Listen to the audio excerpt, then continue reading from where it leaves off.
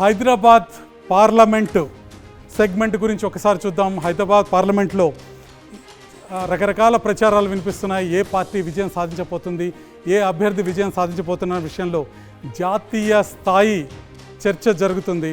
Hyderabad parliament పరిస్థితి ఈసారి పూర్తిగా విభిన్నంగా కనిపిస్తుంది, డిఫరెంట్గా కనిపిస్తుంది.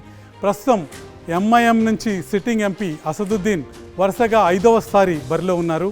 బీజేపీ నుంచి కొంపెల్ల మాధవీలత, బీఆర్ఎస్ నుంచి గడ్డం శ్రీనివాస్ యాదవ్, కాంగ్రెస్ నుంచి వలీవుల్లా సమీర్ పోటీ చేస్తున్నారు.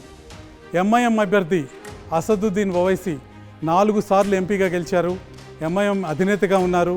బీజేపీ అభ్యర్థి కొంపెల్ల మాధవీలత తొలిసారి ఎన్నికల్లో పోటీ చేస్తున్నారు, సామాజిక సేవా కార్యక్రమాల్లో గుర్తింపు పొందారు. ఇక బీఆర్ఎస్ అభ్యర్థి గడ్డం శ్రీనివాస్ యాదవ్ బీసీ యాదవ సామాజిక వర్గం నేతగా ఉన్నారు. కాంగ్రెస్ అభ్యర్థి మహమ్మద్ వలీవుల్లా సమీర్ ముస్లిం మైనారిటీ నేత.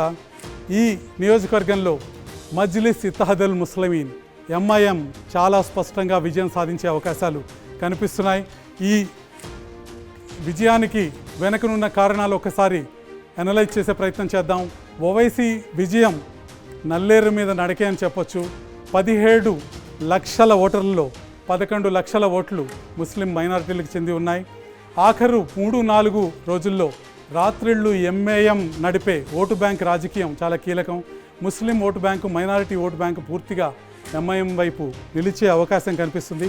మాధవీలత మంచి పోటీ ఇస్తున్నారు, కానీ కాంగ్రెస్ బీఆర్ఎస్ వీక్ క్యాండిడేట్లను దింపడం వల్ల ఓవైసీకి ఈ పరిణామం సానుకూలంగా మారి మాధవీలతకు ప్రమాదంగా మారింది. బలమైన హిందూ నేత రాజాసింగ్ మాధవీలతకు ఏమాత్రం సహకారాన్ని అందించకపోవటం మాధవీలతకు పెద్ద మైనస్ పాయింట్గా మారింది.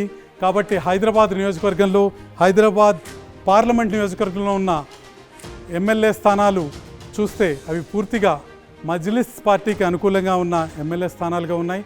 అక్కడ పడే ఓట్లు ఎంఐఎం పార్టీకి అనుకూలంగా పడే విషయం చాలా స్పష్టంగా కనిపిస్తుంది. ఎంఐఎం పార్టీ భారీ మెజారిటీతో హైదరాబాద్ లోక్సభ స్థానాన్ని కైవసం చేసుకునే అవకాశం కనిపిస్తుంది. మాధవీలత ప్రచారం సోషల్ మీడియా వరకు, మిగతా టెలివిజన్ ఛానల్స్ వరకు పరిమితమయ్యే అవకాశం కూడా స్పష్టంగా కనిపిస్తుంది.